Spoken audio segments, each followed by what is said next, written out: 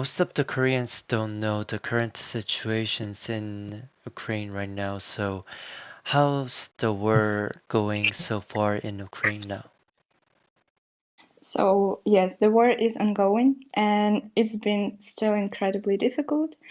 And while Ukraine has made some advancements in certain regions on the front line, we are still dealing with constant attacks of bombs and air alerts and airstrikes, missile strikes, and cities like recently Kiev, Sumy, Kharkiv, and others have been targeted heavily. Other areas as well, but these ones more recently.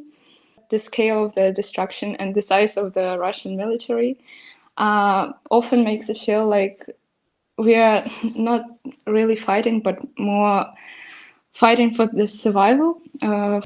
Just doing war, and there are bombs and a Yes. lot of threats to Ukrainian people right now. Yes. Each day we have airstrikes, we have missile strikes, air alerts. Just today we had like 2 air alerts in the middle of the day. I was in the university at the same time, so we had to go to the shelter. And yes, it happens each day, each night. Nothing changes, really. So you are having the life threat, like a threat of being Yes. dying. Yes. How can you be so calm right now? Like, Because I have lived in this situation for 3 years, and I'm not calm.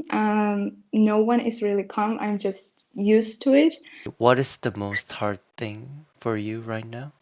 But still, it is very hard during each air alert to you just have to wait and not know if your family will be okay, if no one will get injured or die. For me personally, it's the hardest thing, and also that you don't really have the deadline of the war. You don't know when it will be better, when it will end.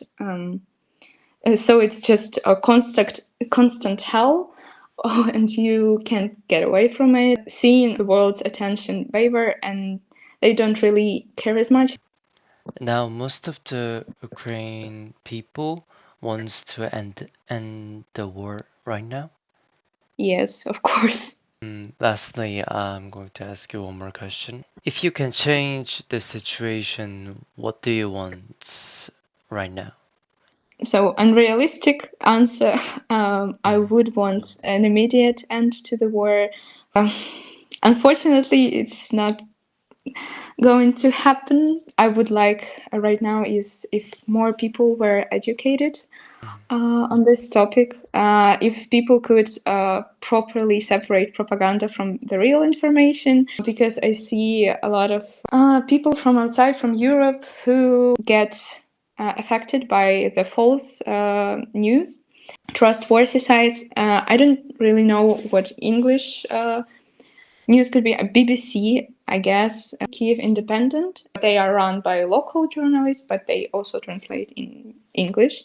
So what I would like for people to read more, maybe to support, because even some few dollars, I don't know, just a little bit of money can help a lot. Just to separate the truth from lies online, because nowadays it's very hard. It's very easy to make deepfake with all this AI. First of all, you're saying people should know what is false information and what is the reality. Yes.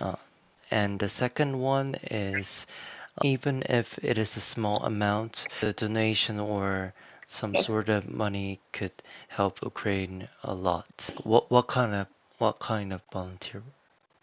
Just going to Ukraine to help in the army, or help just send some humanitarian help. I think it's like sending some clothes for people who just arrived from occupied territories, or send some money, because a lot of people, their houses are destroyed each day and they do not have anything left, like no clothes, no like devices, nothing. They have to start from scratch.